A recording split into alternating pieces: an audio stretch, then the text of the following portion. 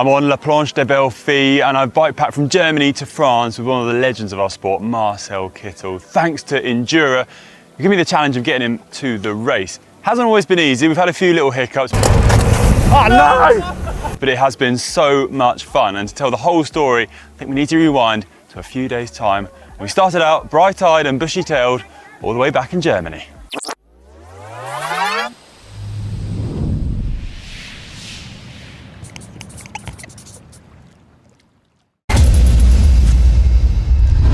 Marcel Kittel is essentially cycling's version of Action Man. Don't be fooled though, he's also pretty incredible on a bike.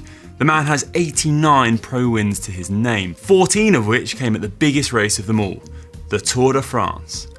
But can the cycling superstar go bikepacking? I can't quite imagine it, but it is going to be fun to find out, because Endura have tasked me with taking Marcel back to the Tour in a slightly different way. We're going bikepacking from here, his home country Germany, to France, and hopefully end up on the Stage 7 summit finish to La Planche des Belles Filles a few days from now. It's going to be different to the 2017 edition when our German cycling superstar won 5 stages. Back then he had an air-conditioned bus, a team chef and a masseur, and this year he's got me and a tent. But I have promised him I'm going to help him out. I'm a sort of super domestique, if you will, even though I may be slightly useless. But I mean, we're going to see the Tour. It's summer. We're in possibly one of the best places to ride a bike. What could possibly go wrong?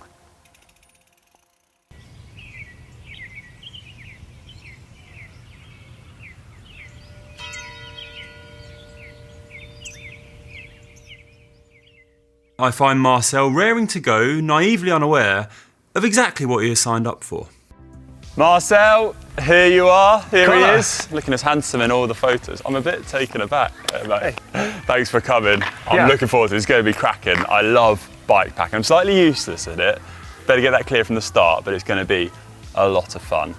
I'm really looking forward to it. It's an adventure for me, but I'm absolutely relying on your experience. But how did you get yourself into all this? I have to thank my friends from Endura. They gave me the chance, the opportunity to come here as a roadie, as someone who only has experience with road racing. Now this is my first chance to go out and test bikepacking together with you. I'm happy. I've got your bed. My bed? Yeah, that's your bed. We kind of need to get cracking actually, because you know time is of the essence. The Tour waits for no one. We'll catch up on the road, mate. You get that on your bike, and yeah, let's get cracking. Okay. Thanks, Connor. Come on then, Marcel. Viva la Tour. Where should? Just strap it on. Okay. Just do that. I don't know how I do it.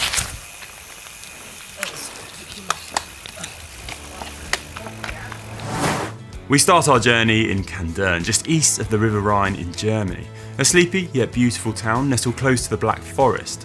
The aim for us is to finish across the border in France, a few days later atop La Planche des Belles Filles, the finish climb of this year's 7th stage of the Tour de France. No race hotels for us, just the open road, a camp spot to see the stars, and 110. Yeah, I haven't told Marcel about that part yet. We're off! Finally, we're rolling. Still in Germany, Marcel, so you're still at home. What have you been up to in the last few years since you stopped racing? We're so used to seeing you winning all those sprint stages. How are things for you now? Very good, actually. I'm really happy. I'm a dad of 2 children now, married to my beautiful wife. I'm actually, after my career, I'm very proud of what I achieved, family-wise. That's my main focus. And I'm still in the sport, being at the Tour de France for television, working with great partners like Endura together, and that is something that really still keeps my connection with the sport. And now you get to go on bikepacking trips with me and share a tent. We share a tent? I did. Did I tell you that? I didn't tell you that, did I? No. I just brought 110. But you don't sleep naked or something? No, well, I do, but in a sleeping bag. Oh my God! Big bus! Help me!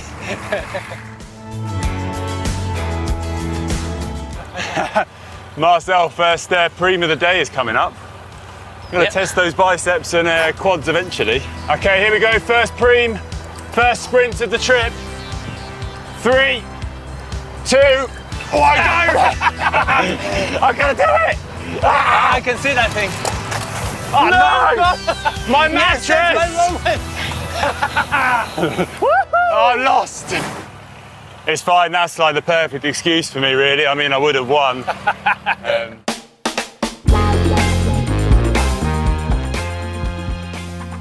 Into France we go. Leaving Germany behind, Marcel. Yes. All the adventures are ahead. Here we go, off to France. Are you sprinting for the France? Oh my, I'm too late. Going for a sprint. Oh my God. Ah. Here we go. I'll be already, I shouldn't have. That was a red rag to a bull. Thanks for warming up. Where do we have to go? Yeah, left. I think it's left. Nah, straight on. The other left. Between you and me, Marcel has just told me that he hasn't ridden a climb over 5k for quite a while.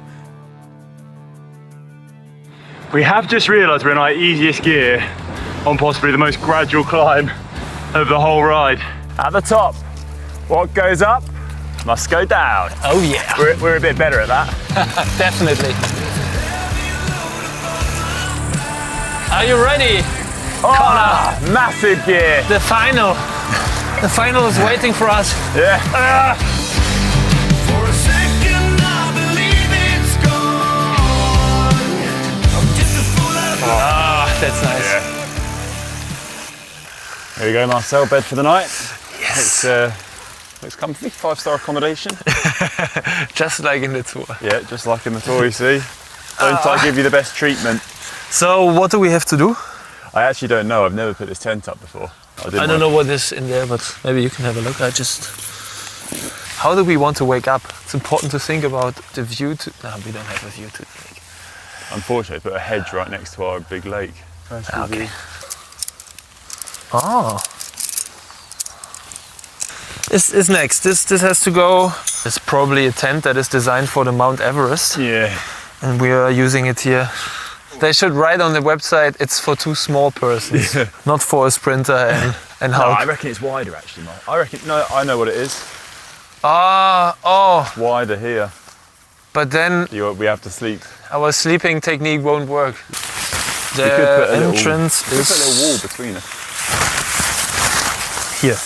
It's not like that the tent flies away when we both sleep in it.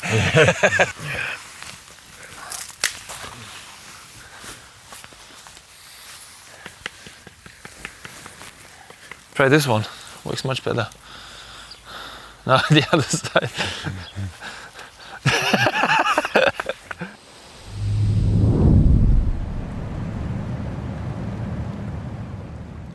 Right then, night 1.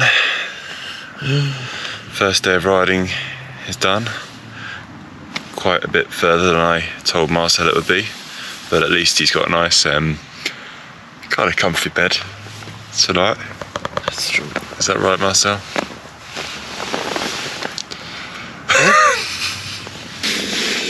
Good night. See you in the morning, everyone. No, mate, you stay on your side of the tent. Good night. Of Yeah. the hotel room. I will leave the obligatory 5 centimeters of space. Yeah. Right, see you in the morning. See you in the morning. Night night.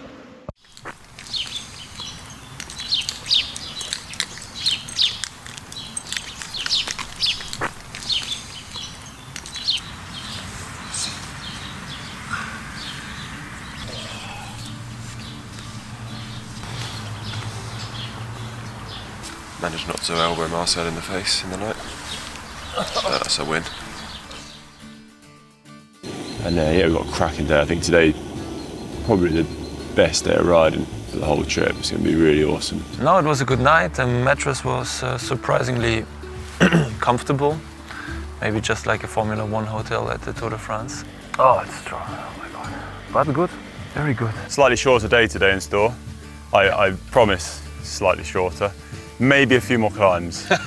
Maybe. So day 2's begun. First climb straight from the start. And we are starting to pass all the caravans of the tour. They're getting ready. Hey, up Planche de Belfi. What about any random stories that happen along the way? Anything you're able to share with the cameras? Not too much. Yeah, you cry because of joy with your wins, but you definitely also cry because of pure disappointment when you cannot finish and continue. The thing is, it's also about psychology in the gruppetto. So I would be, for example, in the gruppetto with Greipel, with Kev. They would have their teammates, I would have my teammates. And then you would think, yeah, we all have the same goal, but there was always an atmosphere of, okay, if I feel better uphill than the other guys, other sprinters, I would go that 1 kilometer extra uphill just to annoy them. They would do the same thing for me. And then you just can't show weakness. It's really like, it's a poker game all the way. You're actually really suffering, but you don't want to let them see it. So, yeah. The big man takes it. Down we go. You keep blowing me out, I keep holding you in. Cheers, mate, that was good. Asking myself, oh, why do you still hurt? Why do you still hurt? Into day 2, I tell you the lunch, Marcel once again proved that he eats more than any person I've ever met in my whole life, myself included. He's actually seriously impressive. We've just come up a very off-piste section. We found a lot of blueberries growing on the hillside. Yeah, he's English, I'm German. And then Marcel has to stop for an hour to eat a load. What did you just say? To be fair, the blueberries are actually really tasty.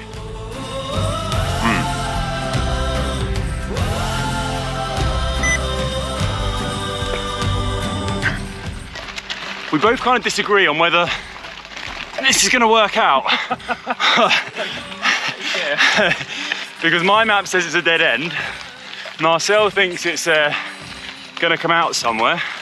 So yeah, we'll see what happens.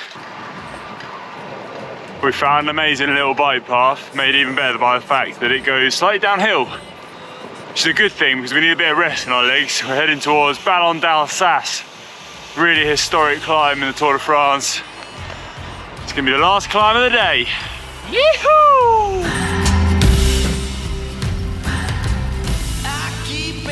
Ballon d'Alsace, we've made it. Final climb of the day, and it's a good one. Marcel's carrying all our food up because he lost a contest of rock, paper, scissors. But I'm glad we're on this climb because it is such a historic one for the Tour de France.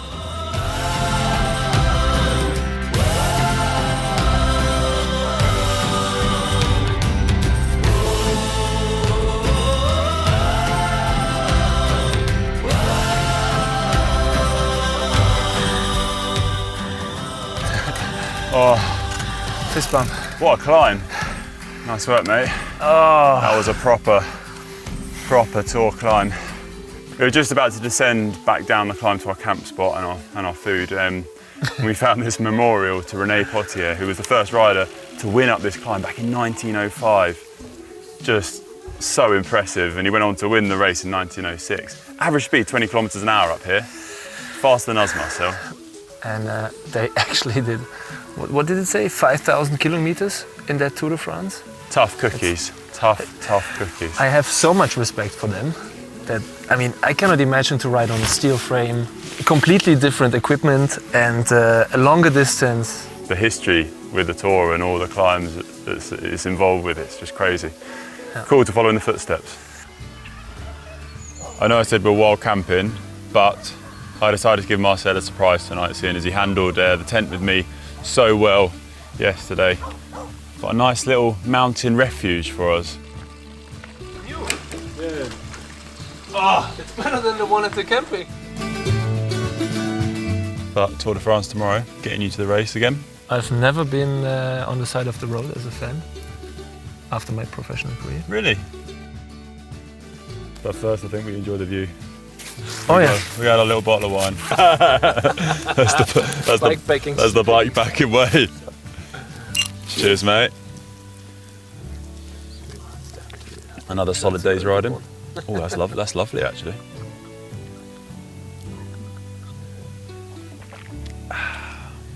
See, I bet he didn't get to do this in the race.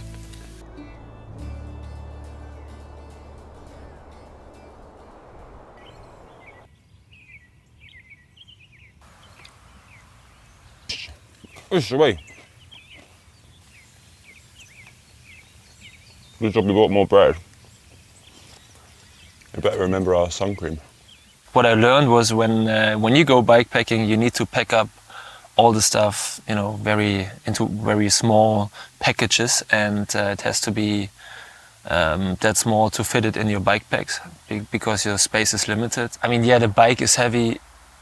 Everything is a little bit different. Also, the riding speed is very different, but that's exactly why you do it. You don't want to ride fast. You want to ride slow. You want to take a look where you are. You want to enjoy it. And I really, really like that. You know, I was always on the other side. Everything was planned. Yeah, you ride up as a rider. You are guided by your team. Also afterwards, you step into the bus, but you don't have really time for the atmosphere. And this is going to be very different today, and I'm really looking forward to just feel the tour, feel yellow, feel the race.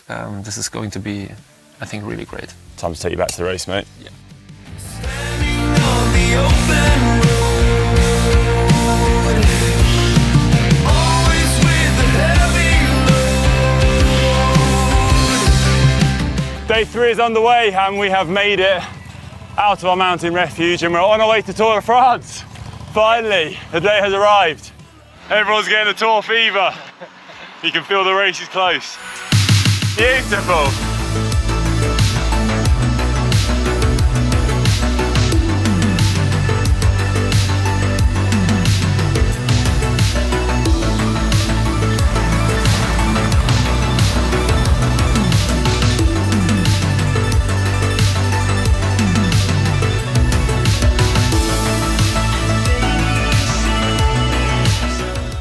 Blue down there, just the perfect roads, perfect condition, nice sweeping bends, wide hairpins, everything you could ask for.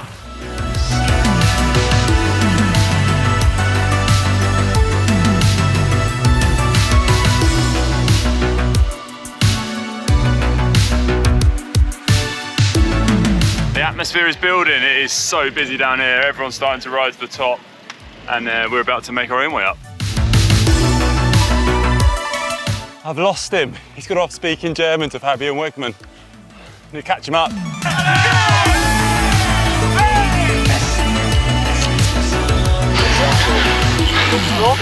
We've made it about 2k up Planche de Belfi. It's been absolutely mental. Atmosphere, especially at the bottom. So many people already, and we're still 5 hours away from the race. Proper party atmosphere building.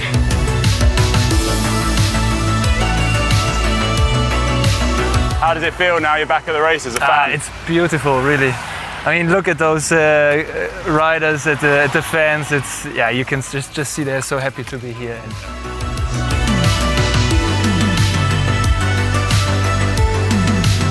We were quite impressed actually with how we were making progress, and then this guy's passed us. Now that is how you ride up the mountain. Look at that. Have you got enough for the day? So just got to the last bit where there's no barriers, final 2k. I've just caught a glimpse of the steeper sections of this climb up there.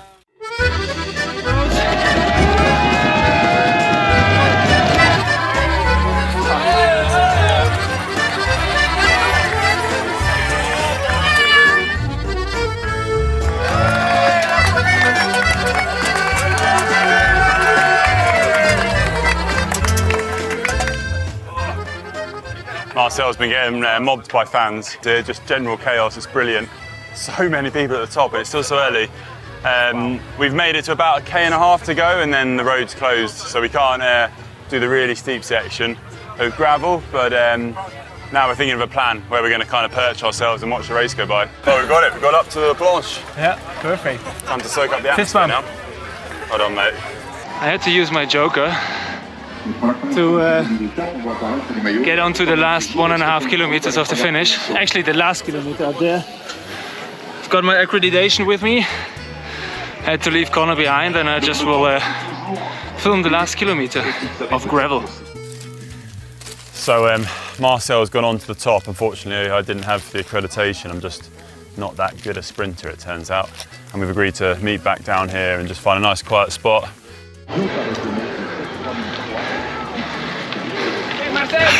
Cheers! Cheers! While he's riding up to the top, doing the really hard bit of the climb.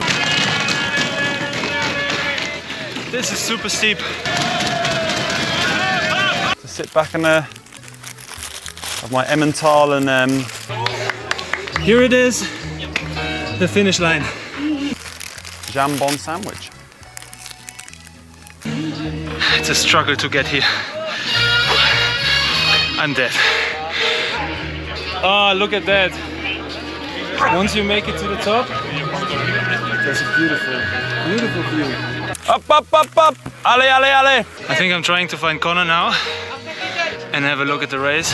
I found Marcel. He's made it back down and we're roadside. We've been soaking up the atmosphere. We've had a few coffees. And the caravan's coming. So that means the race isn't too close where you can hear the helicopters in the sky. Exactly. Exciting. How are you feeling about it all? I'm so excited. It's so good to be here. It's great to see all the people, just like what we expected, I think. And yeah, just a different perspective on the whole race, actually. And I'm just like a 12-year-old now, really waiting for the gift from the caravan. Yeah, me too, I know. Like, fishing now, actually. Can we go fishing somewhere? Marcel's going looking for some trout. But it's just so cool seeing kids, adults, everyone just gets so excited about a bike race. And also, Yeah. I really like seeing everyone riding up the climb as well. Yeah, Just everyone on obviously, two wheels, having fun. So cool. And it's so busy, so many people. It's just awesome and been saying hello to everyone and yeah, it's been cool. So the race, we've just been told it's hit the bottom of the climb and we're getting ready and it's time to reveal our costumes for the race. And this is it. Hey! Ta-da! There you go. We're not going to be missed on the roadside now, I don't think. Oh, Marcel. But why did we choose cuddling bananas? I don't know why we chose cuddling bananas. Maybe it's apt for us. It seemed like a good idea at the time. Anyway, we're getting really excited. The atmosphere's building. Everyone knows the race has just hit the bottom and everyone's starting to get roadside now. We're waiting for the riders to pass. We've even found Richard from Scotland, who's brought his bagpipes. Take it away, Richard. Here we go. Let's go. Yee-hoo! We're ready. I feel the adrenaline. I'm getting goosebumps. Yeah. Oh, it's not going to happen for Lenny. Round the corner comes Vingegaard. Round the corner, of course, comes Pogačar. Pogačar's coming back at him as well. It's going to be on the throw, for goodness sake. Oh, Pogačar takes the day.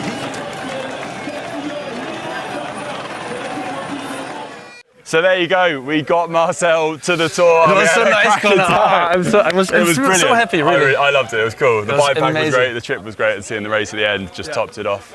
How did you feel actually watching the race from the sidelines? I got so excited. I got goosebumps. I was so happy to see German riders in front. Unfortunately, they didn't make it apparently to the just finish got as caught first. at the end. But it was great to be on that side of the road and not actually on the road in the final. Yeah, you didn't miss it at all. I didn't miss it. I enjoy where I am now actually. So that's good. Me too. And it was a great experience with you as well. Yeah, no, it was a super experience. I loved it. I mean, you could see the pain in those riders' faces. I thought we were suffering the last few days, but really we've been having the best of times. And those guys, they put so much sacrifice into it, and you as well, to get all those victories you did in the past too. Yeah. And it's nice to just enjoy it now, isn't it? Yeah, but also if you stand here and now you see those guys suffering uphill, I can't imagine to do it. It's so weird because it's not so long ago, but still the difference is already huge. Wow. Yeah. Well, thanks so much, Marcel, for joining us on this trip. I really loved it. Thank It was you. Great. Yeah, thanks, mate. We'll have to do another one. And big thanks as Definitely. well to Endura for making this happen too, Yeah. because, well, we really did have an absolutely cracking time.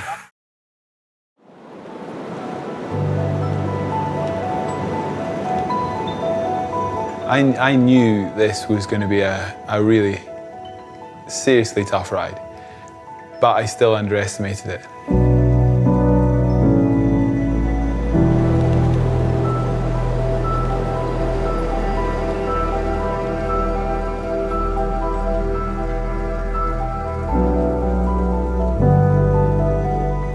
This is utterly, indescribably tough. One of the most ridiculous things I've ever done on two wheels.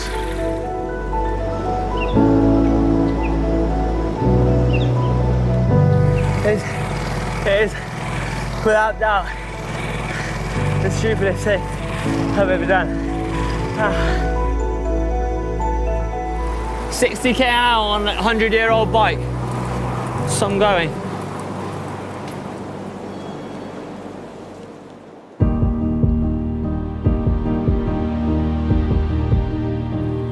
The original Tour de France was in 1903, and it was a very, very different race back then.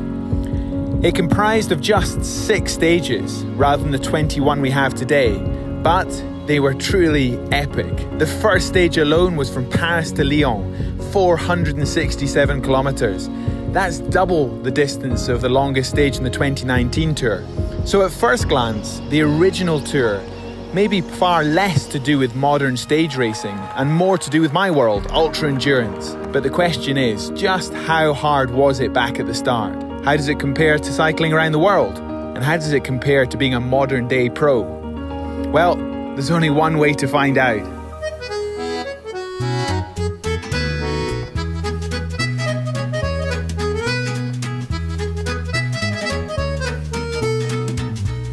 Well, this is where it all started, the Café Réveil Matin, 116 years ago. And I'm going to find out just how hard the tour was back when it started. Oh, Mark! I've always wanted I was going to do a solo ride. That was the idea. Who's this guy? How you doing? I've always wanted to do an ultra endurance ride. Yeah, okay. And are you any good at big miles riding? No. Oh, okay, we better get going then. Let's go. Let's go.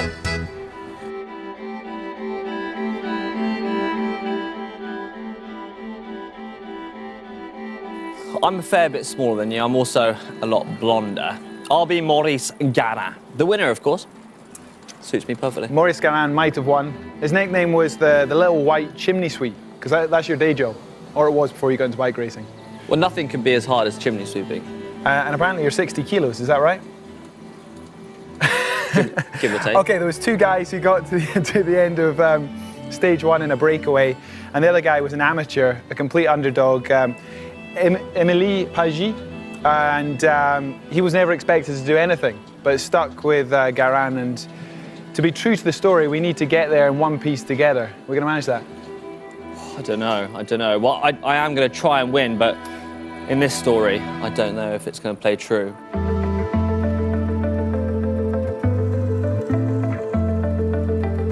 Back in 1903, they started at 16 minutes past 3. The start was delayed because the riders were complaining about cart tracks and a terrible road for the first 500 meters. So, 16 minutes past 3. And we're off. Are you scared? I'm terrified. It's not an idea now, it's reality. This is you ready? This is one of the most ridiculous rides I've ever done. This bike. Let's do it. Let's get it over and done with.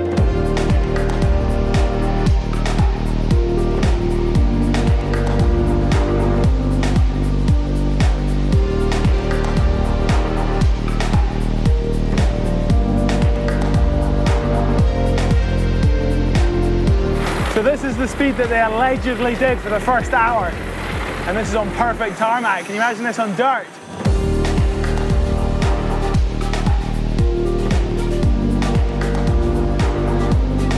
We've left the traffic of Paris behind us, and it's beautiful out here.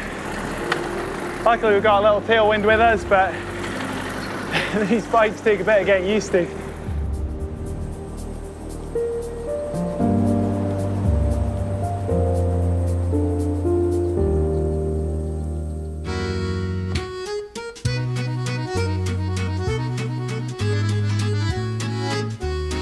So this is kind of what happens when you ride 100-year-old bikes. The bearings are also quite old, so it seems as though the bottom bracket is kind of seized, which makes it slightly difficult to pedal, especially keep it up with Mr. Mark Beaumont.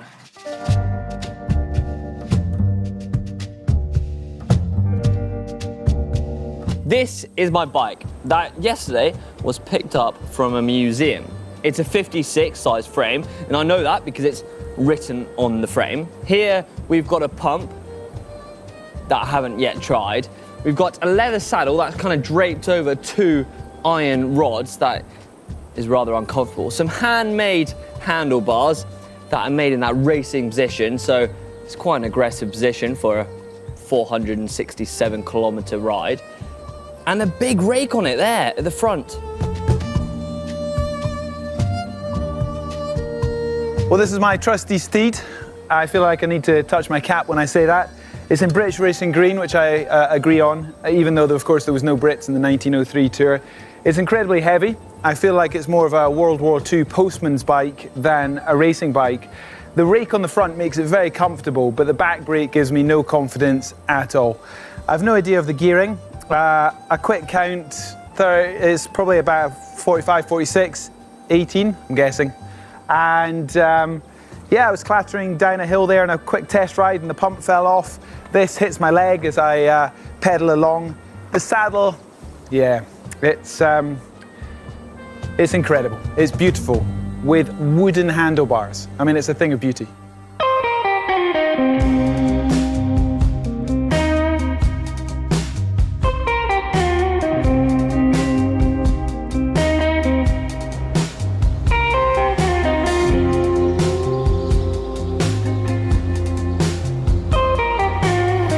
It's really quite hard, this. We're sitting at 30k an hour. This saddle is so uncomfortable.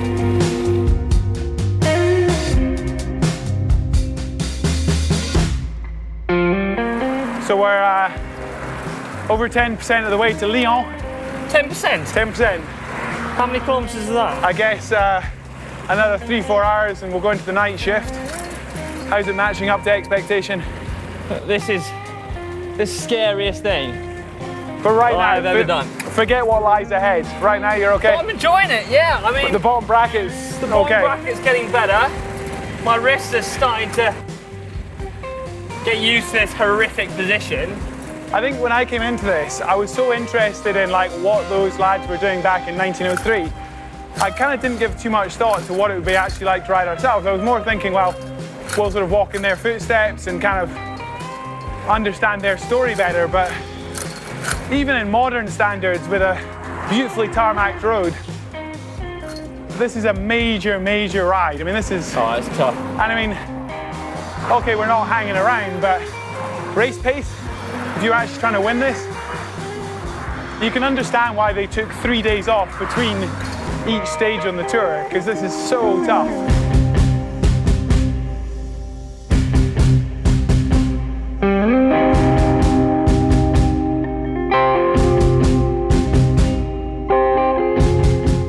Right, we've ridden for 3 hours and 45 minutes. How far have we gone? That's 100 clicks. And considering it was such a bad start, A, all the traffic, B, your slightly bus bottom bracket, we're cruising now. We're getting into a good rhythm, aren't we? Yeah, it's going to be dark in about an hour. And don't even think about how far we've got to go. I mean, we're about a fifth of the way there. So, no sleep tonight. Definitely no sleep.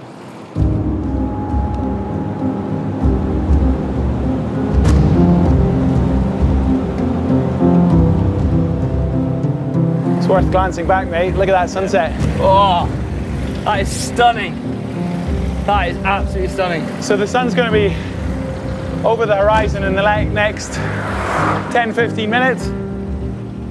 And we'll settle into the night shift. Obviously, being early July, it's never going to get pitch black. But the night shift is always tough because, you know, your body clock's trying to send you to sleep and you got to keep riding the bike. I'm nervous. Amazing to think what it would have been like 116 years ago.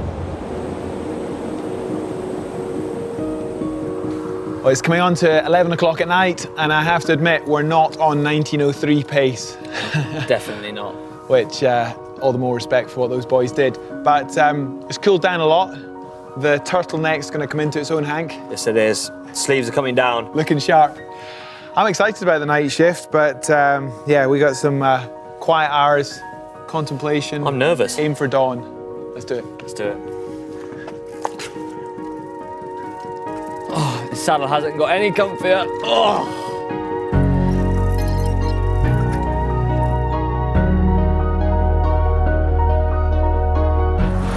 I can't even find the words to describe what this would be like without massive modern lights, and we're on tarmac. Yeah.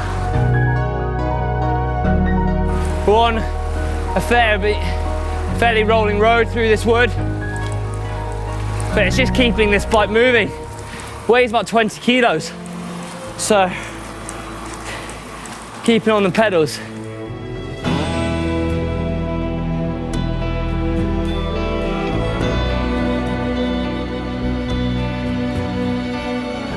I don't like that squeak from the pedals. I'm trying not to crank it too much. Early on in the stage, there was a couple of flying checkpoints. And again, like, when you read the story, you think, oh yeah, that totally makes sense. But now that you're out here in the middle of the night, the idea of that on dirt roads, so they had a number hanging off their bike, and they had to shout their number out like the stewards at the side of the road. 35!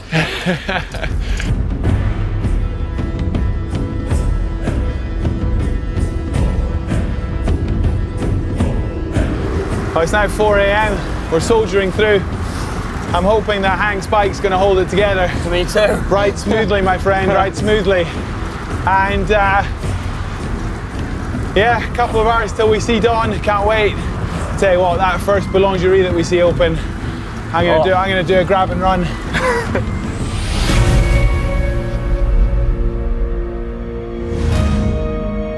At around 5 a.m, Garin and Pagy were about 80 kilometres, 50 miles from Lyon. And ahead lay the biggest test of the entire stage, the Charolais Hills, with the Côte de l'Hôpital and a leg-sapping 10-kilometre ascent of the Col de Pin-Bouchat. After 425 kilometres riding, we start the proper climbs. We've got two of them.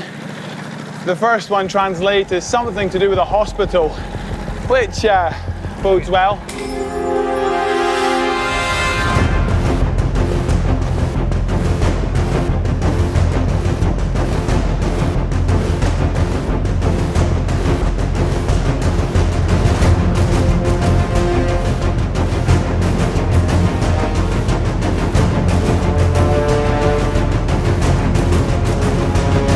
If it's not abundantly clear, I am broken.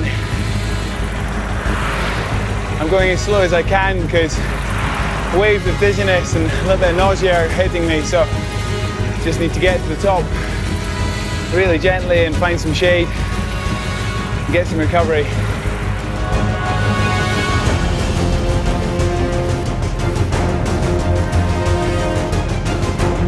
It's without doubt the hardest thing I've ever done. Well, we've taken 5-10 minutes to cool off. My head felt like it was about to explode. I think I was exploding. And we've checked the route, and we're at the highest point here, 700 meters, and I felt every meter of that. Big concern now is the descent, because neither of us have got brakes. That work. Not really. I mean, mine give a little bit of drag, but nothing to write home about. So we're going to take a view on the descent. If we have to walk sections, we will. You know, we're so close now. We're not going to hurt ourselves. No, we're going to get there.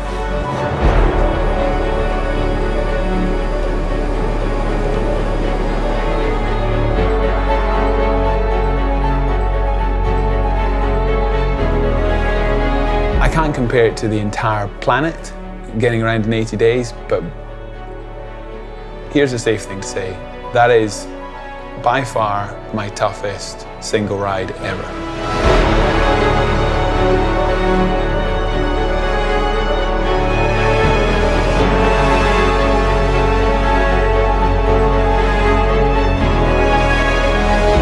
But we made it there.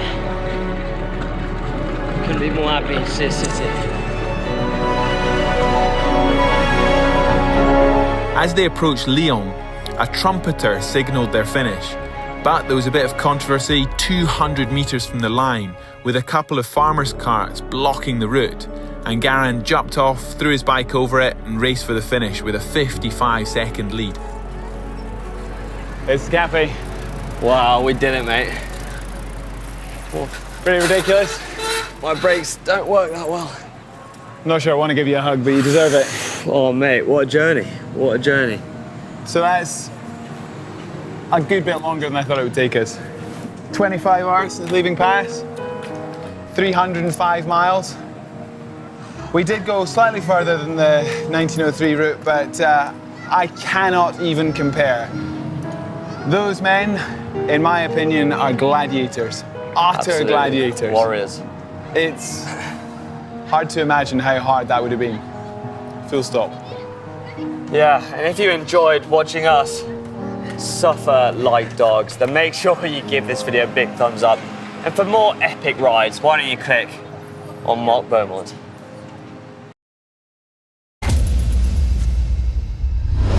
What if I wanted to hold a normal 9 to 5:30 job down, but also ride at the highest level? Is it even possible? Well, to find out, I set myself a challenge. Can I train like a pro, but also hold down a normal job? So first things first, I need to find a coach that can set me a program, someone who knows the ins and outs about how a World Tour rider trains. Right, I'm joined with Stefan of Spokes Coaching, and Stefan, I'm hoping you're going to sort me out a training program. When I try to build your training, I try to keep in mind your rider profile, obviously, as you're kind of a sprinter guy, I would say. And I, of course, when you said pro training, I could give you a recovery week in December, which would be doable easily. But I opted for something that's not average, a little bit more than average, but not a maximum volume week. So I think it should be doable. We'll see, of course, how good you do. And if you were someone who was aspiring to be pro, but you still had to work, how would you go about fitting in your training, your recovery, but also working to earn a living? Oh, that's a really tough one. So of course it depends on your goals, where you want to shine. If you want to shine at a race that is basically 5 hours full gas, like the national championships, it's super hard because you need to get the volume in. Of course, you can get the most out of every training session by doing short, intense sessions. But then it depends on the rider type if he or she can actually maintain that high intensity for a longer period in a race. So basically, you can do a lot with short sessions, but targeting those long races, it's really a challenge. Yeah, and how important nowadays are the endurance rides? I mean, back in the day, it was all about long hours, 5, 6, 7 hour rides. And now it's kind of got more scientific. We're now looking at, the shorter rides, but more intense. And we're looking at all the different efforts. So are we seeing a change in the tide where we might actually have more time if you're riding pro or if you're riding as a pro country rider than you had, 10 years ago? If you're preparing for your Thursday night crit, of course you can take a shortcut by ditching endurance for the most part, but thinking of a pro level, especially at very long races, to a certain degree, you still need to put in the hours. Of course, the scientific approach now with a lot of interval work changes it, but still it's a lot of volume that you have to put in. So this program is typical of a Tour de France sprinter or a classics rider, a few weeks out of a big event like the Tour de France or a classics event. The week I've been set starts with Monday, which is an hour and a half with a massage. Tuesday is 4.5 hours with a training session with a PT, so that's working on your core. The Wednesday session is a 1.5 hour fasted ride before breakfast and a 2 hour and 40 minute with efforts. Thursday is 5 hours and a massage appointment. Friday I get rest day. Saturday, no carbs morning ride, 3 hours and an hour and a half after breakfast. And Sunday, it's a big endurance day, 5.5 hours. So that's my program. Now I only have 3 days. Well, I need to do 3 days of it, but I hope that this 3 days will just show you how hard it is to hold down that 9 to 5 job, but also put in the hours those World Tour or Pro Conti riders put in. Tomorrow I've got a solid day at the office, so I've got to be in the office for 9 and I've got to be there till 5:30. And tomorrow's session is 4.5 hours in the morning, so that includes 4 times 15 minutes of sub-FTP efforts, 90% of FTP, and include 15 seconds, bursts up to 750 watts every 2 minutes. Ugh. And I've also got a training session with a PT for core chucked in there. So I'm just trying to think how I'm going to fit all this in. My plan is to get 2 hours in before work, and then 2.5 hours in after work, and then I'll try and fit in a PT session after that. So I guess it's going to be an early morning. So I'm going to set my alarm. I need to be in the office for 9, so I need to set my alarm for... I need to leave here at 6. So I guess it's a 5 AM wake up tomorrow. Right, 5. I'm going to add "Get up, you lazy sod" in there, just to make sure I get in.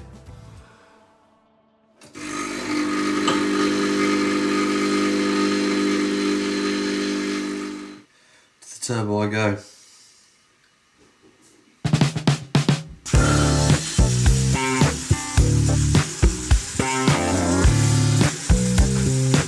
So that's my 2 hours done, and I gotta say, I actually feel good. Woken me up 2 hours before breakfast, now to have some breakfast, showered, changed, and off to work.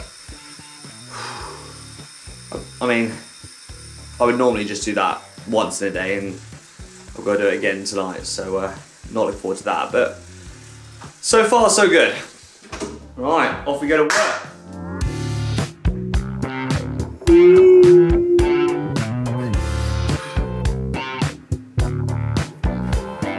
It's 12 o'clock now, feeling a little bit tired, and it worries me that, well, I just don't think I'll be able to maintain this every single day for more than a day. But first day in, I've still got solid 5.5 hours left of work, and then I hit the bike again. Right, more filming. So today we're talking all about nutrition. So I'm joined here with Sir Bradley Wiggins, the winner of the 2012 Tour de France, and I thought, well, I'd ask him the same question. Brad, do you think it is even possible to hold down a 9-to-5 job and, well, train like a World Tour or Pro Conti pro? Probably not, but it depends what the level you're aiming. Do you need to be training like a World Tour pro? Unless you are one, there's probably no need to, really. It all depends on what your goals are. I think you can take, if you're trying to do your best while having a job and perform at the best, and obviously World Tour riders are deemed to have the best training programs, etc., etc. You can take elements of that and reconstruct it to fit around your life. But I think, you know, being able to go out and do 7 hours and maybe do a calorie deficit ride in order to burn fats and things, it's not really possible if you have to go to work. And I guess the biggest thing that you're missing is that recovery time. How important is recovery to be able to aid, you know, you know, doing at the top level, racing? Well, I think it's everything really, and most people have families as well. And obviously, if you're working 9 to 5 plus the travel hours around it, you're coming back. You probably wouldn't have much of a marriage if you then went out and did 3 or 4 hours. Yeah. Plus, you know, in the winter times, you know, we lose light at the times that you want to go out and train. So I think it's almost impossible to, but that's not to say that you can't take elements of that. And I think it's more just the quality. Chris Boardman, when he turned professional in 1994, was training very much under Pete Woodworth's zone system, which had just come in. So it's purely science. They developed Maxim, which was the first glucose polymer that you could fuel to the same extent that by eating food. And Chris Boardman, for the first year or two at GAN, was only doing 8-hour training weeks. But every minute of that 8 hours was of some quality. So he basically cut out all the junk miles, really, which we know are essential in some aspects of the sport in terms of fat burning and efficiency and that. But Chris took a very scientific structure, predominantly because he believed in the science and numbers, but also because he didn't really enjoy riding his bike. So it was, he'd be out the door 2 hours at 350 watts and back, rather than doing 6 hours at 200 watts. And it worked for him for a period, but he soon realised that he'd have to train a lot. When his goals changed to trying to win the Tour de France, he accepted that he was going to have to do aspects of the Tour which are required and the demands of the event in order to try and win it. So it really depends on what your goals are.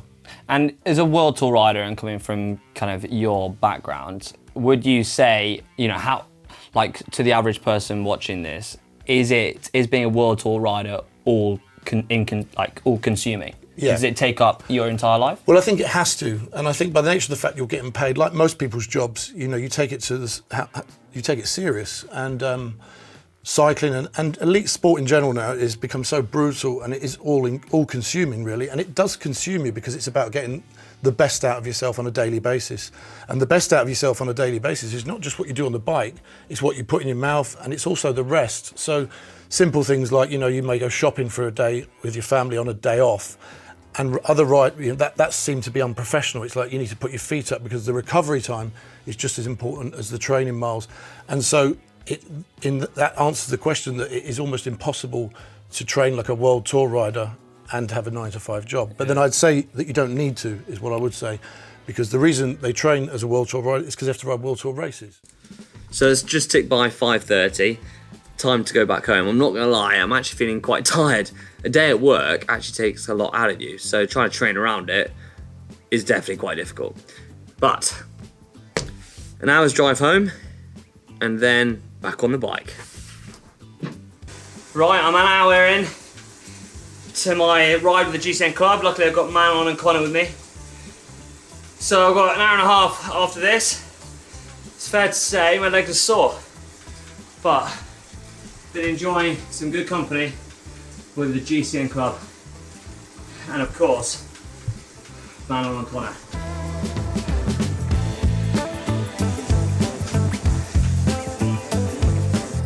So it's 9:30. I've done 2.5 hours on the on Zwift tonight, so that's 4.5 hours in the day. I'm absolutely shattered, but I'm gonna get some food, then go to bed. And tomorrow, it's another early start.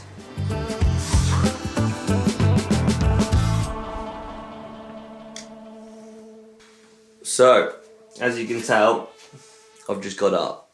I'm feeling pretty tired today, but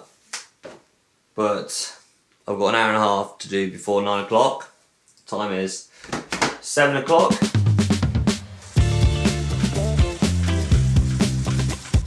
Right. 9 o'clock, coffee in hand, now to start some work. I've got to say though, I do actually feel a little bit better for doing some exercise before work. I think it's just the accumulation of yesterday's. I reckon I could put out an hour most mornings and not be too bad. It's just the evening workout as well, that kind of takes out of me. Now, in order to show you how hard it really is and to show the amount of recovery needed and the amount of strain upon my body, the training and working will be, I'm using Whoop. Now, Whoop is designed to kind of show you how much recovery it needs, so it helps monitor your sleep and also your training so that you can perform at your very best. So I'm currently, so it's day 2 into my train like a pro around to 9-to-5. I'm whooping at 37%. 100% is when you're ready to go and you're ready to do a big day or race. And obviously going into the red means that you need recovery and you need to relax. And amber is, well, move forward with caution. Which doesn't really bode well, seeing as I'm only 1 day into my 3 days of training like a pro. I'm going to use my lunch break to have a snooze, so bear with me. Oh. Time is 5:30, the sun is still up, so after a day at the desk, I'm gonna hit the bike. Right, 2 hours, 40 minutes with some efforts planned. Hopefully I can do it before the sun goes down. Fingers crossed.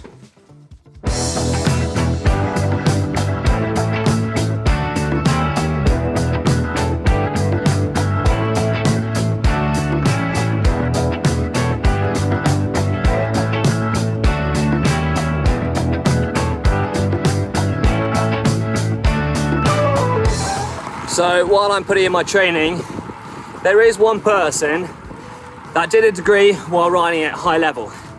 And his name is Larry Warbass, and he rides for Étoiles Le Mondial. And he managed to do it, but I think he found it easier when he stopped uni and concentrated on cycling.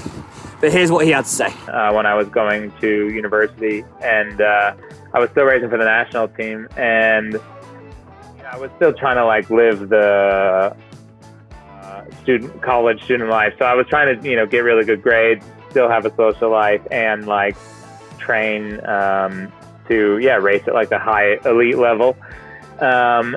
It was really hard, It's like I didn't sleep very much, and I definitely wore myself down. And then also I went to school in Michigan, where I'm from, and it's really cold there. So I spent a lot of time on the turbo, and this was before Zwift existed, so it wasn't really that pleasant. So yeah, I mean, I was still able to train pretty hard, but not to the level that like I could train now. So, and also just trying to juggle around like my class schedules and everything. It wasn't super easy, but I'm glad I did it. I think I learned a lot like during that time period, just on time management and everything. So, the sun is slowly going down behind me, and I'm feeling pretty tired today, not gonna lie. What I'm slightly worried about is I've got a very early start tomorrow morning to be able to get all the training in before I start work. So, I think you can see that it's near impossible to do all this training, be able to hold down 9 to 5, be able to eat, and if you want a social life or any sort of family life, then well, that comes into it as well. So yeah, it's hard. Right, the time is now 5 o'clock. And on my training program, I'm meant to be doing 5 hours. And I've got leave by 6:30. So I've only really got an hour. I think it's fair to say that it's nearly impossible to do this program and do a 9 to 5 job. I'm gonna go back to bed. Sorry, coach.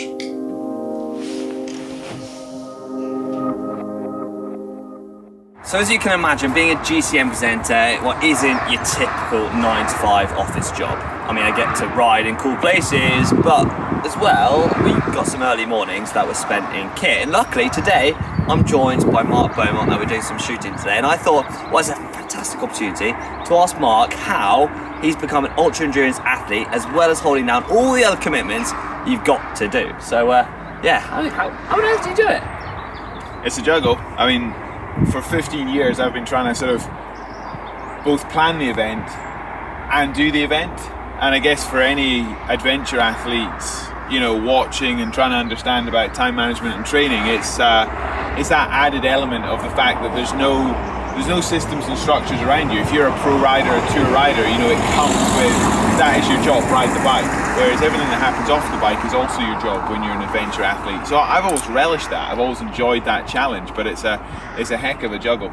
In fact, the person holding the camera is Laura Penhall, my performance manager, and on the build up to the Round the World in 80 Days, her role was as much about my time management as an athlete and getting me to, my best possible conditioning and fitness, whilst also, juggling the workload of, racing sponsorship and logistics for this incredible 18,000 mile mission, young family life. So I remember so many conversations with Laura on the performance front were actually about my recovery and about, just how we juggle this. We just didn't have enough time in the day, as opposed to, just geeking out on your FTP and hit sessions. So I've just got back from work. It's 8 o'clock, and there's just no way I'm gonna be able to fit 5 hours in. So, I guess this is the end of my challenge. And let's just say it wasn't easy. No, far from it actually. Whew, I thought it was gonna be easier than this. So I've come to the end of my 3-day experiment, and to tell you the truth, I'm absolutely knackered. Holding down a 9 to 5 job and then training a world tour training program around it, I think you can agree, is near impossible. It just shows the importance of sleep. Performing at your highest, whether it be at work or whether it be in training, you need sleep and you need recovery. That doesn't mean it's impossible though to do university work or work, a job while training and performing at a high level. I guess you need to be really smart with your training, be efficient. The hours that you put in training, make it quality based, getting in some good efforts. Maybe even think about getting a coach so you're performing at your best when you need to be. And I guess as well, we learned from Brad and Larry Warbass that if you're specific with your goals, then you can train towards those goals. So if you don't really need those endurance hours, then you don't need to spend the time doing it. Tour de France Femmes avec Zwift has just concluded and it finished atop the infamous Alpe d'Huez. Speeds were high, nerves were on edge, and the biggest prize in cycling, the yellow jersey, was ready to be won. It was all to play for. But just how fast are the best women in pro cycling? Today, with the help of some friends, we're about to find out.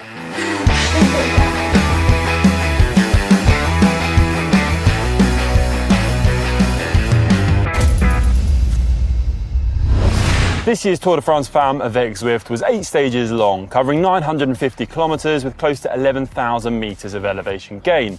154 of the best riders in women's pro cycling took to the start line in 22 different teams. Kasia Nieuwedome for Canyon SRAM held yellow, but she had to fiercely defend her lead as Demi Vollering launched a blistering attack to claw back time from losses she sustained in a crash on stage 5. The stage itself was 149 kilometres long, featuring 3,900 metres of climbing, crossing the Col de Glandon before taking on that ascent of the Alpe. Nieuwedome clung onto her lead as Vollering forged ahead, but only just. By the stage finish, she had managed to retain yellow by just 4 seconds. It was an incredible watch, and you can see the effort etched over all riders' faces. Vollering was fastest up Alpe d'Huez on the stage though, managing the ascent in 46 minutes and 23 seconds according to Strava. That's 12 kilometres of climbing with an average gradient of 8.8%. Blisteringly fast, and after a solid day of riding up until that point, a big effort too. Demi Vollering actually went on to win that stage in a time of 4 hours and 34 minutes. But just how fast did she ride in real terms? Well, today to find out, I've set up a bit of an experiment. I've roped in friends of GCN, Chloe and Belinda, to give the Alpe a go over on Zwift. Alpe de Zwift, to see how their effort copes in comparison. Chloe Payton is the better half of GCN's dynamic duo, and rumour has it she's Kasia Nieuwedome's favourite presenter. Also, the rumour goes that she dropped Ollie on Cheddar Gorge, but then we all have done that. She's also managed a big appearance at Big Sugar, coming second in her age group. She rides to work more often than anyone, and we are all currently persuading her to pursue a career in professional cycling by taking on the Zwift Academy. Belinda is an ace behind the camera, filming content for GTN, but she is also a dab hand when it comes to any sport she tries her arm at. She's actually great at running. She's finished third in the European Championship Aquabike. Although her bike is apparently her weakest discipline, she has still completed 7 half marathons and plans to complete a marathon this October. She's got previous Zwift racing experience and says her favourite thing about riding is dropping the men at her triathlon club. Right then, we're ready to go, going up against the best women in the world. Did you get a chance to watch on Sunday? Yeah, it was an incredible race. It was amazing. It was mad. It all came down to such a nail-biting finish. Speeds were high, so Demi Vollering completed Alpe d'Huez 46 minutes, 23 seconds. It's pretty rapid. Yeah. How do you think you'll fare against that time? Oh, it's going to be really tough to even try and keep up with that, to be honest. I have to dig pretty deep. Yeah, I reckon we'll keep up for the first 5 minutes, and after that, I don't even know where we're going to go, backwards. What are the tactics at play here? Because I know there's a lot of competition in the GCN office, so I can feel it kind of brewing already. I mean, I've got a run to do after this, so that's my excuse out of the way. Well, Chloe rode to work. She's ridden in. This is right home. Fair play. It's mad. I just saw your weight on Zwift. It's 53 kilos, which is like half my weight. Just like, I'm glad I'm not in this fight. But we're not just going up against Demi Vollering's time. Got the whole peloton. The slowest time I could find from the race was actually Andre Cordon-Rago. So she did it in 1 hour and 3 minutes. Still really fast. It's still really fast. It's a good effort. And it was a long stage. Col de Glandon included, nearly 4,000 metres elevation gain on the stage. But give me your best. I'm excited to see how we get on today. Alpe de Zwift beckons. Let's get into it. Let's do it.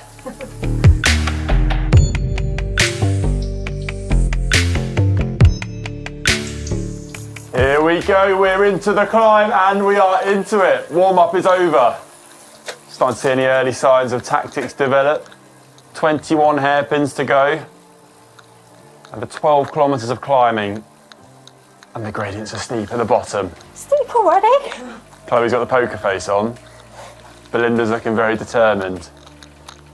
A long way to the top though, so I'm just going to kind of rest the legs a little bit, might take a seat. Head to head on the bottom. I feel embarrassingly out of breath already.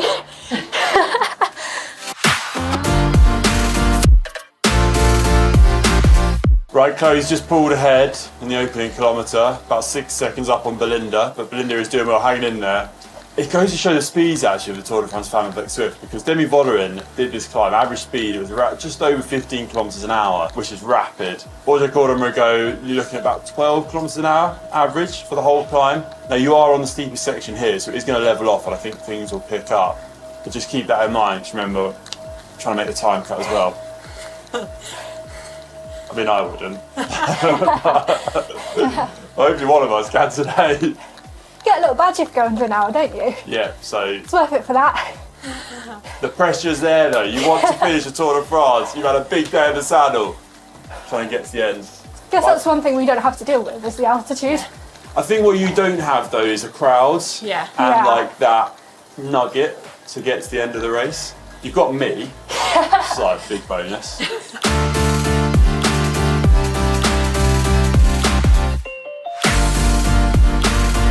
Right, so we're over 3 kilometres into the climb now. We're into it good and proper. Chloe, how are you feeling? It's tough. I'm working quite hard. I'm really hot, but I think it's good. I'm trying to leave enough in my legs. You've been pacing it really well. You've been on sitting at just over 3 watts a kilo, which is pretty impressive actually. So I think that's going to bode well for later on in the climb. Belinda, you're a little bit off Chloe, but you're doing a cracking job. How are you feeling? Really, like I'm cooking at the moment. I feel okay. Might be cooked in a bit though. Well, I did sneak the fans on for you. Don't tell our filmmakers, because we were told to turn them off for the microphones, but I think you'll need it. A few more hairpins to go. This bit levels out a little bit, so I try and get your pace up, try and make the most of it. There are some steeper gradients at the top. You've ridden this climb before, Alpe d'Huez. How did you find it compared to Alpe d'Huez, Chloe? It was like fairly comparable actually. Obviously doing anything in real life just feel a little bit, I don't know if it's easier, but I don't know, it feels like you can move around a bit more, a bit easier. I guess you're a bit more static on the trainer, but yeah, it was quite similar. I think the beauty of doing this as well is that literally from anywhere in the world you can just jump on and try and like compare your efforts to some of the best riders in the world from the comfort of your living room. So it is quite an interesting comparison to make, and I'm really intrigued to see how you do. We've been trying to get Chloe and Belinda to enter Zwift Academy, so I'm hoping this could be the launch pad.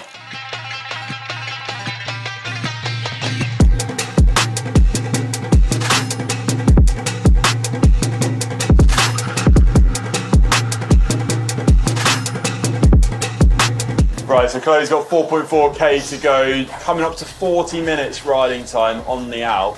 Doing really well, Chloe. Now's the time to push on. I reckon, like, see what you've got. Sitting 178 beats per minute, it's pretty maxed out. Belinda, how are we doing? All right. Big push to finish. Yeah. Smashing it to your hairpin Saving 8. for a fast and strong finish, hopefully. Probably not enough to catch Chloe, but hopefully enough to get under an hour. Yeah, that'd be mega. Yeah, same time, 40 minutes riding time, 5.4k to go. You can do it, Belinda. I think you got the hour in you. I hope so.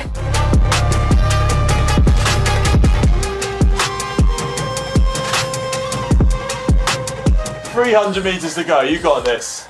On 55 minutes, it's gonna be a cracking time. Absolute cracking time, solid effort. Sitting at 187 beats per minute.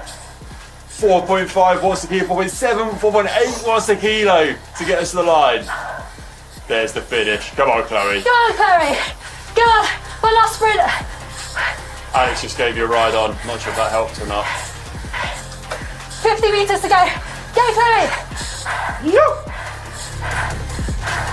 Whoa. Solid There we effort, go. mate. Finishing off 194 beats a minute. 56 minutes, 47 seconds. That is what I'm talking about. We are on 59 minutes, 25 seconds. Come on, Belinda. Let's get to that finish line. Save a little bit for the last K. Yeah. Come on, Belinda.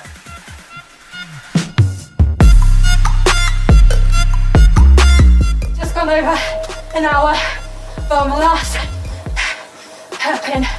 Woo! Here we go. Last little bit and then it levels off. Come on, Belinda. Come on, legs.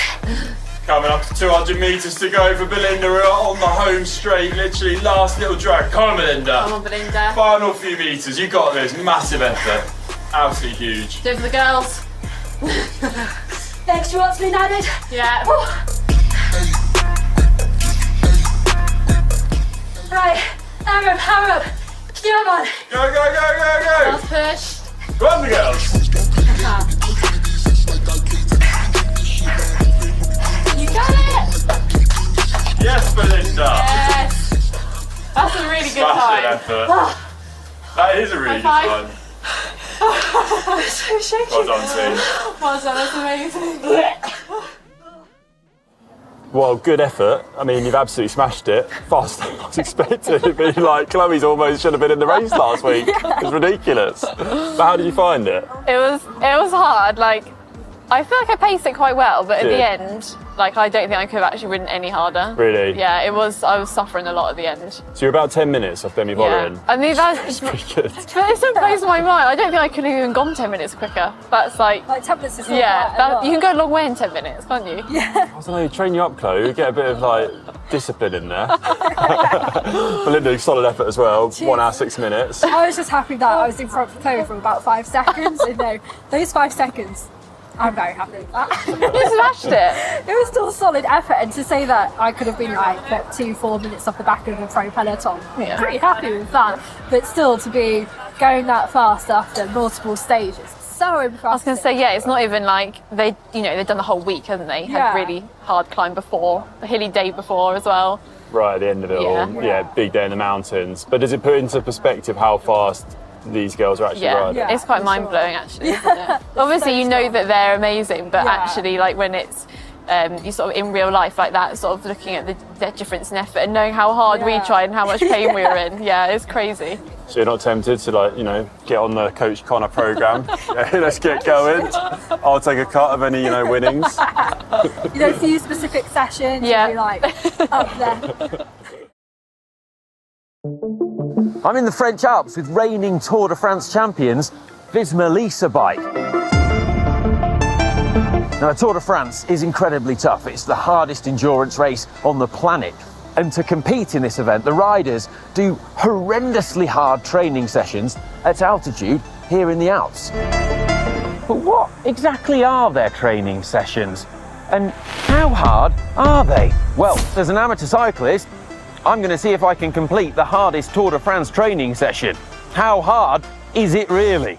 Let's find out.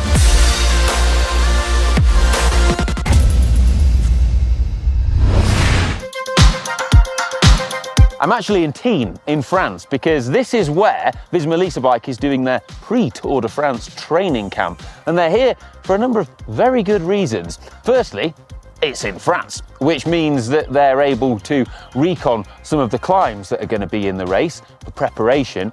And the other reason is that it's at altitude. So where we are here at Tignes-le-Lac is 2,200 meters, which means they get the benefit of altitude adaptation.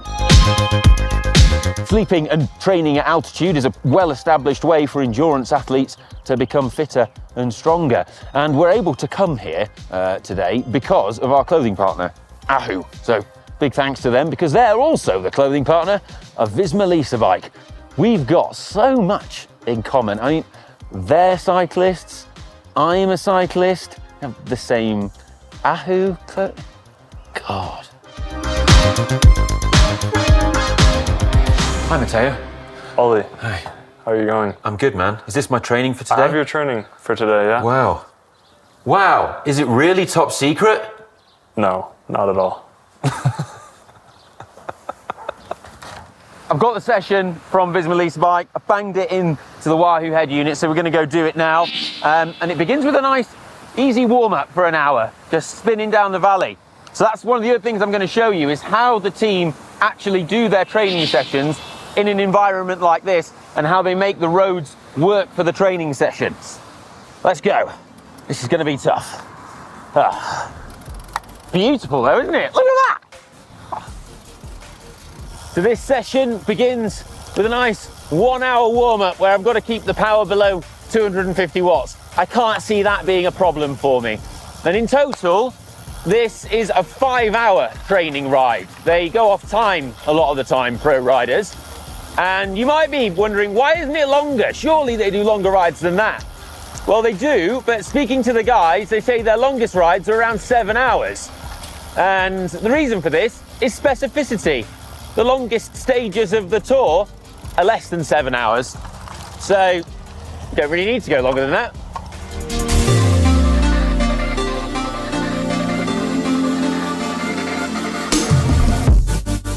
I spoke to the guys and they said that on the longest 7-hour rides, they don't actually do intervals.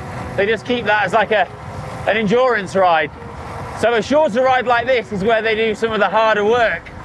And it's, yeah, a harder training session. Ooh. But I just got to finish my warm-up on this descent.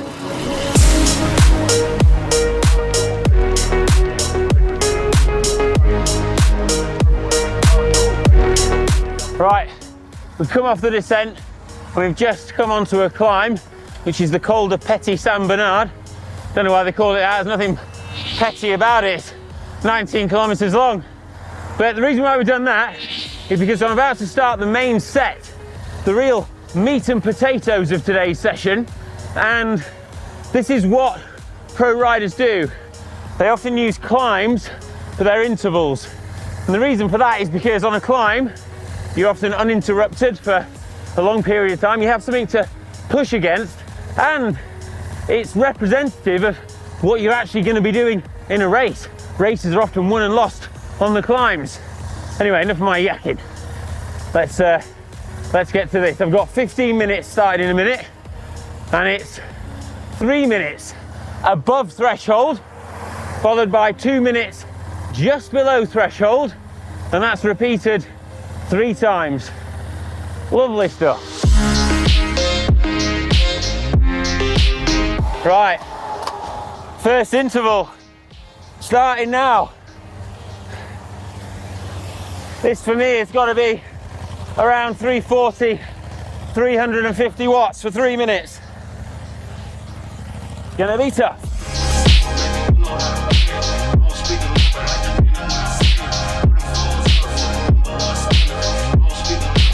Now I've got to do 2 minutes, about 290, 300 watts.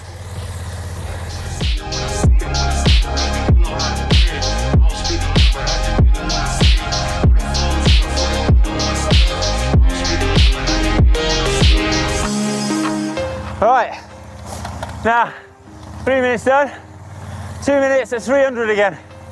Oh. I'll tell you why they do this when I've finished it.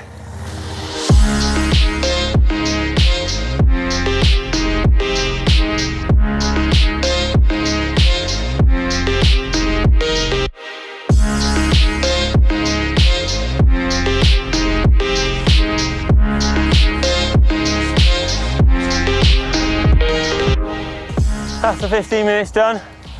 Oh, the good news is I've got 30 minutes of recovery now. So about 180 watts active recovery. All right, now a session like that is all about lactate. And it's something that a lot of pros will be doing, similar sessions to that these days. And the reason is, you do that hard above your lactate threshold effort, and that quickly just fills your legs full of lactate. And then you drop down to just below your lactate threshold, and when you first start that interval, your legs feel terrible, but then it's teaching your body to clear and utilize that lactate more efficiently. And this is absolutely crucial, because the limit of your FTP is down to lactate, and when your body can't saturate hydrogen ions as quickly as it produces them through lactate, then, well, that's when you get the burn and your legs seize up and your performance drops off your threshold. So it's about raising your threshold. Right, I'm going to have a bit of food now, but this training isn't just about training your aerobic system and stuff. You've got to train your gut as well, and I'm going to use this rest as an opportunity to refuel, get some precision in.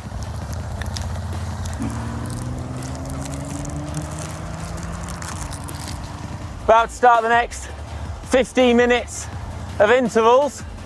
And these ones are going to be a bit more spicy because, as you can see, we're at altitude. We're over 1,600 meters now. And at this altitude, most people lose 10% off their FTP. And if you're trained or adapted to the altitude, it can be 5 or 4%, but I don't think I'm that. Right, let's get ready.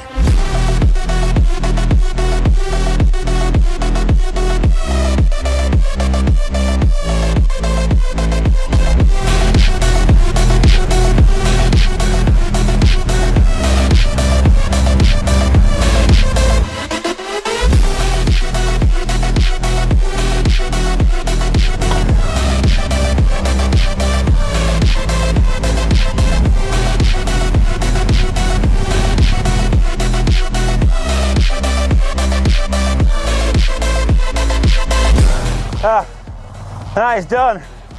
We've got a rest period again. Oh, that was horrible.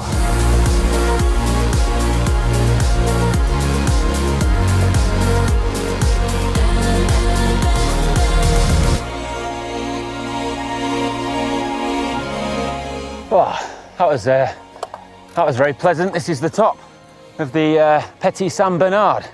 Like I said, nothing petty about it. It's like 24 kilometers and we're at 2,200 meters. You feel the air is thinner. It's definitely harder doing your intervals when you're up here, but altitude gains. Now, you might be wondering, why aren't the pros doing, like, for their hardest session, like time trial efforts, where they just batter themselves the whole way up a climb like this? Well, the answer is that's too much, even for a pro, because doing a full-on time trial effort for an hour like that just takes too much out of you, and it means you're diminished in what you can do training the next day and the day after that. So they do shorter intervals like what I've just been doing. Right, going to descend now because I've got 2.5 more hours to go. Bloody hell. Right. Also, pros don't stop for cafes, just ride.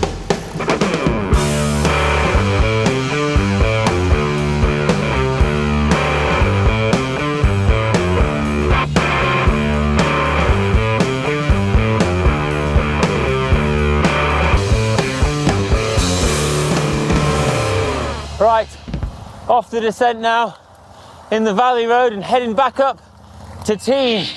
We've got another 2 hours to do of solid zone 2. Got to keep the chain tight and keep it around 240, 250 watts. But after having done all those intervals, I'm feeling it a bit. Ugh. But what's crazy is that pro riders will do their intervals on a climb like that, a massive climb, and then go into like active recovery still on the climb. They can ride slow and recover on a climb at a pace that's faster than most mortals would ride up the climb. It's nuts. The temperature difference at the top to when you're down here in the valley and climbing is big, so it's good to have some arm warmers or something you can take off. I'm going to derobe now on the bike.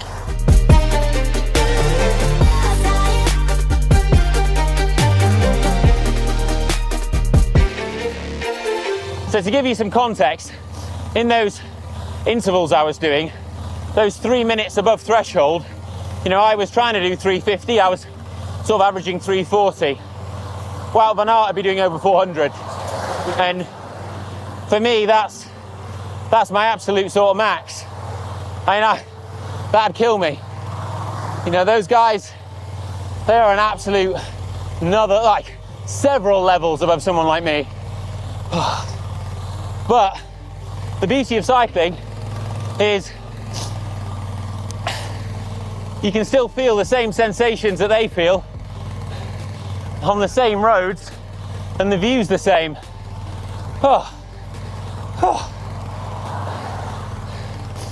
it doesn't get easier, you just get faster. So the saying goes.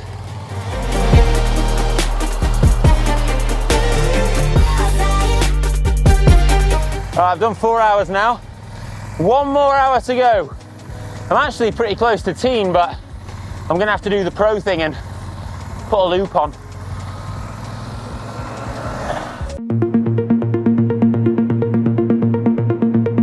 Just in the last 4K up to teen now.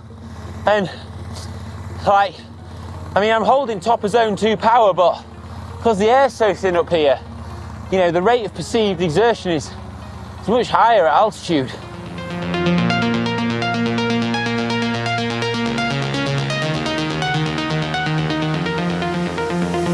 What an amazing place to train this is. Look at that.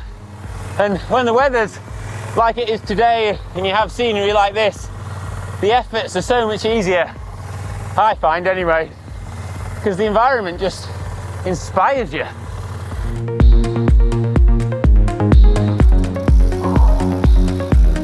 Ah, Visma's training session.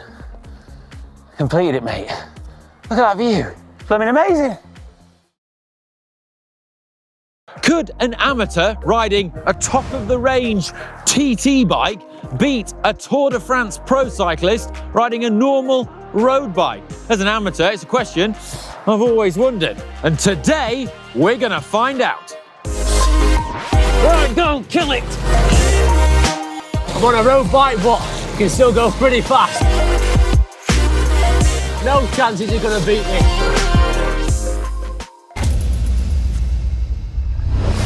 With the help of Tour de France pro cyclist and all-round top lad, Connor Swift, we're gonna have a race on our local 10-mile time trial course. I'm gonna ride this Orbea Ordu TT bike, and Connor is gonna ride his Team Arkea Samsic Canyon Aero with drop handlebars.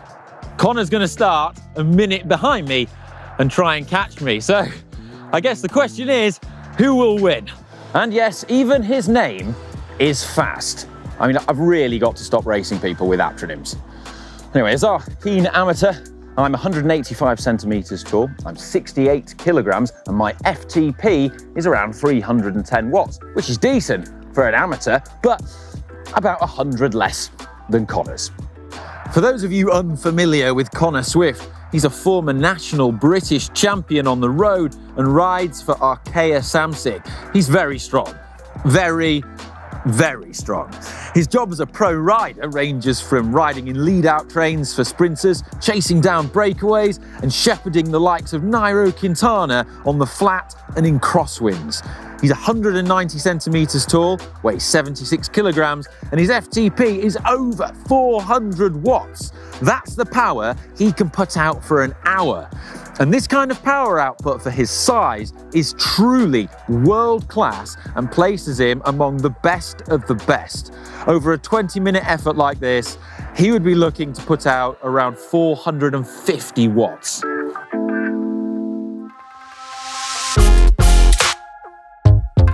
Which is why I'm packing. I'm bringing some toys to the party. Firstly, this, the new Orbea Ordu TT bike. I mean, it's an absolute weapon. It looks like it's beamed down from Planet Aero. It is an outrageous machine. And look at it front up. It's just so narrow and sleek. It's like sort of cut through the air. And you may remember it as being Cy's weapon of choice in the 2, 3 and 4 versus 1 videos. And I'm hoping that it yields the same magic for me. In addition to the bike, I've got a Giro Aerohead TT helmet. It's very aerodynamic and also considered an essential piece of PPE if you're trying to stop Darth Vader from boarding your spaceship. I've got a Castelli body paint skin suit on as well underneath my Perfetto at the moment. I'm trying to keep warm, it's 3 degrees and raining. This is the same kind of suit that Cy wore again. It's not the same one, it's a different one. Don't want to where Cy's been. Yes, me again. Yeah, sorry. You don't have to have any more of those skin suits, do you? Ah, you don't? No, that size wouldn't work. The kind of biceps would be a bit flappy, really. You know what Ollie's like. No, it's fine. No, don't worry about it. We'll fold it up neatly, put it in a plastic bag. He won't notice the difference. It'll be fine. All right, cheers.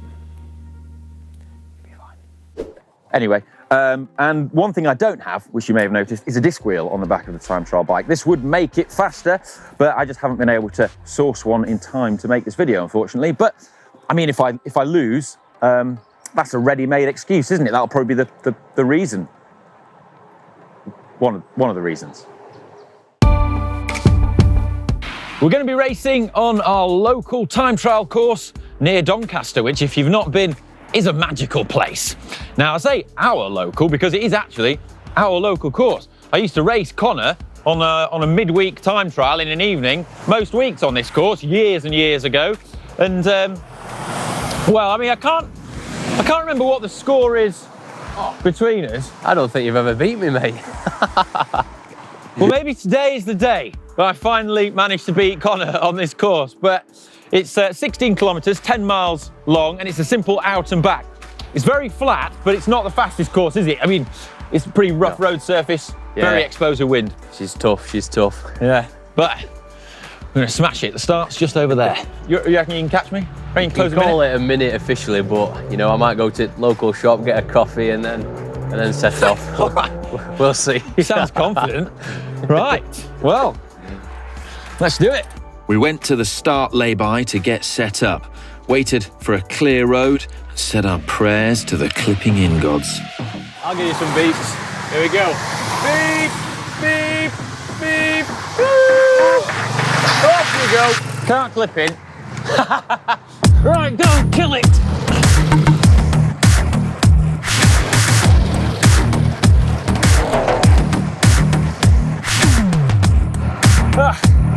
I'm feeling quite nervous, and I've not ridden a TT bike for about 8 months, but it's only 10 miles, so I'm hoping I can blag it.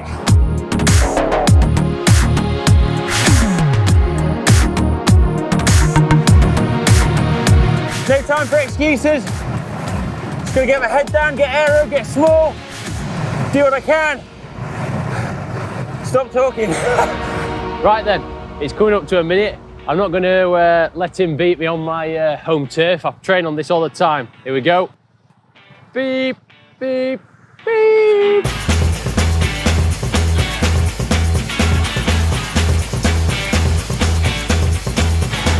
Just got to keep the speed, keep the head low. Aero. I'm on a road bike, but can still go pretty fast.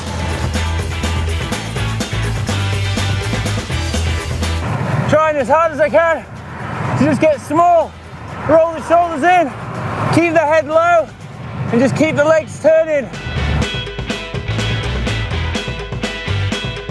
I'm coming up to the turn, which should give me a view of Connor and how far behind me he is.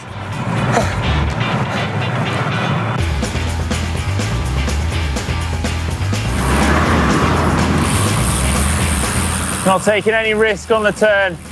Bit greasy this roundabout. Back on the gas. There he is. Just seen him on the other side of the road. Right, I'm on his tail.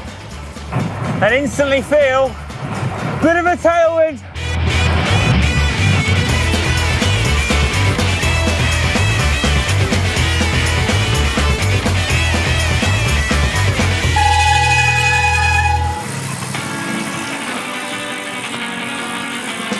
I'm quite surprised I managed to hold him off, but he started a minute behind me, so he's just there. I don't think that was a minute. I think he's beat me. That wasn't a minute. Oh, squeaky brakes. Yeah, I know mine as well. Oh, how was that? Oh, lovely. It's grim out, isn't it, today? Just what you want on a Friday morning. I need to upload it and see what the time was, but when I saw you come past, I don't think it was a minute. Yeah. But I think you didn't quite. I'm glad that I managed to like hold you off, but I think you've put 30 seconds into me. So we'll have to see what the results are. Yeah. Connor, I've got the results. Okay, let's right. have it. So I held you off. Okay. But that doesn't mean everything, does it? Cause You started a minute after me, right? Yeah. So, you did it in 21 minutes, 28 seconds. Okay. I did it in 22 minutes, 6 seconds. Jesus. Done it again. Come on. You're going to bring your A game today. You know, you fetched the TT bike, you told me to be on a road bike. All the kit. Jesus. I think the other thing I need to point out is that, I mean, you know, right now, this is the off-season for you. It's the off-season. You've had COVID. You know, I've had the coronavirus, had the feet up. If this, I think it's fair to say, if this was July and you were in peak form, it'd probably be even more embarrassing for me. I'm glad I managed to hold you off at least. I mean, Aero does definitely work. Just not well enough in my case. For those interested in power numbers, Connor averaged 401 watts, and I just 287. Now, TT bikes are faster, but you have to be used to them and getting the power out in that position, which at the moment, I'm not, meaning I couldn't produce as much power as I could on a road bike.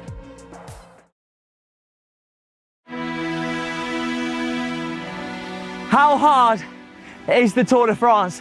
Is it truly the world's hardest race? Well, to find out, I'm going to take on one of the Tour de France's most iconic climb. Can I make the time cut on Alpe d'Huez? Ah! There's no one who is not going to suffer on this brutal climb. No one is immune to the pain.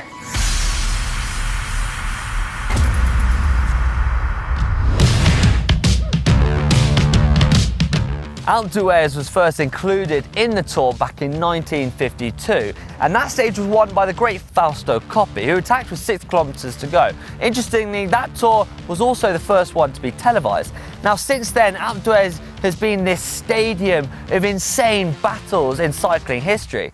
It's got the spectacle, all the cycling fans there, the 13 kilometers, the 21 switchbacks, and the 8% gradient, which gives it the iconic status where legends of the sport are made, and it's the one stage that every cyclist wants to win. Now, in order to show you guys how tough the Tour de France really is, I've set myself the challenge of trying to finish the Alpe d'Huez stage, last year's Queen stage, within the time cut. Now, if you remember back in 2022, Tom Pidcock did a terrifyingly fast descent off the Col de la Croix de Fer and then attacked the breakaway compatriots on Alpe d'Huez and going on to win the stage. He did the Alpe d'Huez segment in 41 minutes and 53 seconds. Yes, an incredible feat, but the unsung hero for me was Fabio Jakobsen, the quick-step sprinter who squeezed into the time cut. He did it in 57 minutes and 1 second, meaning I've got to beat his time, Fabio's time, of 57 minutes. I've got to finish Alpe d'Huez in under an hour. Now, just put it into perspective, I haven't done 11 stages before this, and I haven't done the Col de la Croix de Fer or the Col de la Galibier, which is what the race did. So all I've got to do is Alpe d'Huez. But let me tell you, it's a brutal one. It's a tough one. Here goes nothing. Now, I don't have the luxury of the Wolfpack, Quick-Step Wolfpack, to help me up. No, this is going to be a bit of a solo affair. It's me against the mountain. Me against either staying in the Tour or being kicked out. Here goes nothing.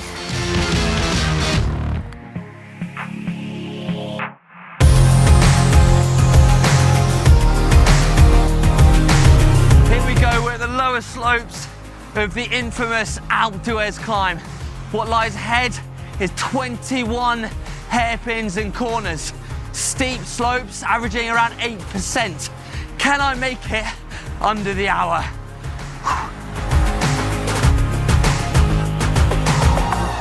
I'll tell you what, this climb is all about pacing it. You can go out way too hard, way too early on these lower slopes. and then nothing left for the finish.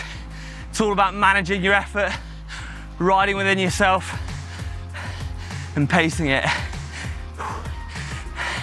And imagining you're on the world's greatest stage, the Tour de France, crowds lining the pavements.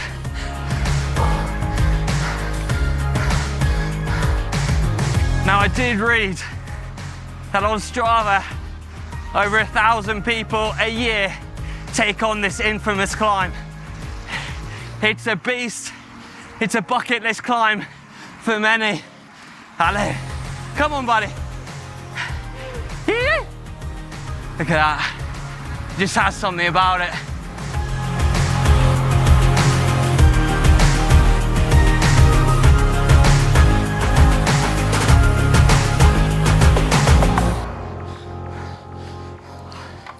I think that's the best thing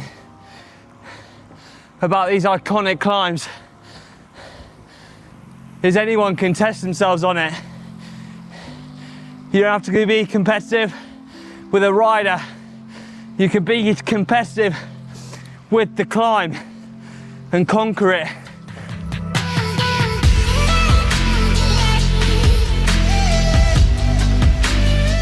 Now I'm coming up to 4K, 9K to go. I'm in a world of pain here, but my saving grace is that insane view. The higher you get, the more you're rewarded by the unbelievable scenery. I mean, it really does take your breath away. Well, that's just the climbing.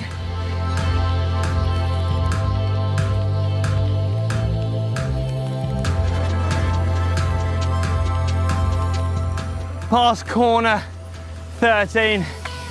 On Alpe d'Huez, they count down from 21 right at the bottom, all the way to the first, right at the top, which sometimes helps with the effort. You're able to pace yourself that bit easier, and it's helping you mentally to get through what's an arduous climb.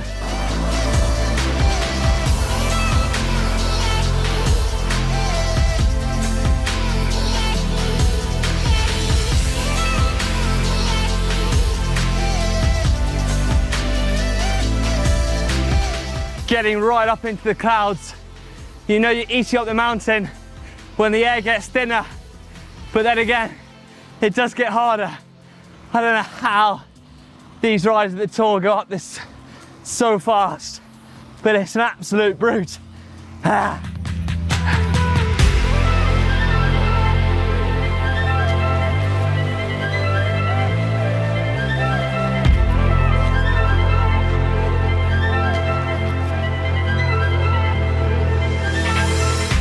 Tour de France is in July, and it's normally sweltering hot when the riders hit Alpe d'Huez, and that's something you don't take into account until you're riding in it. 25, 26, 27 degrees, the sun beating down on your neck, the sweat pouring off your brow. It makes it a whole lot harder. And that's why the times they put up is just unimaginable.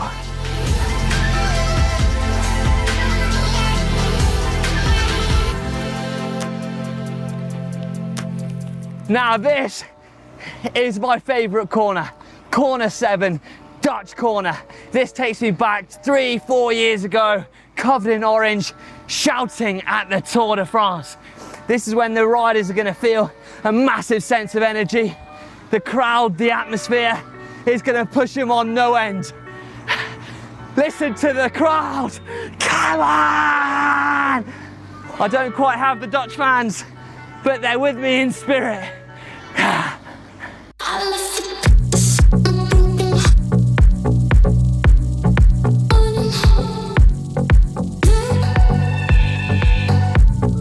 9 kilometers completed, corner 7, Dutch corner ridden through. Just 4 kilometers to go.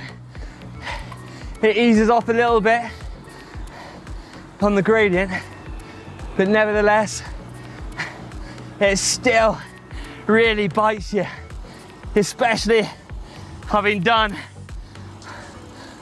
8-9 kilometers of what is a hard alpine climb. This is when the riders are really gonna have to turn on their poker faces, act like they're not suffering, when everyone that knows cycling, there's no one who is not gonna suffer on this brutal climb.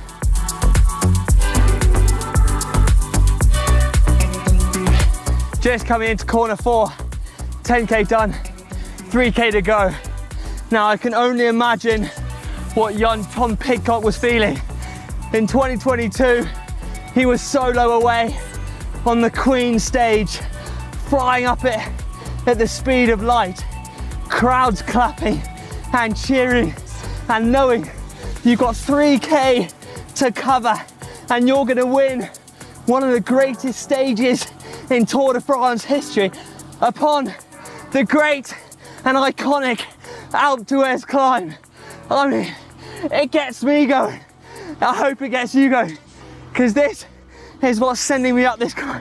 Whether I'm gonna beat Fabio Jakobsen's time is yet to be determined, but I would have conquered one of the most iconic climbs, and I'm happy about that. It's insane.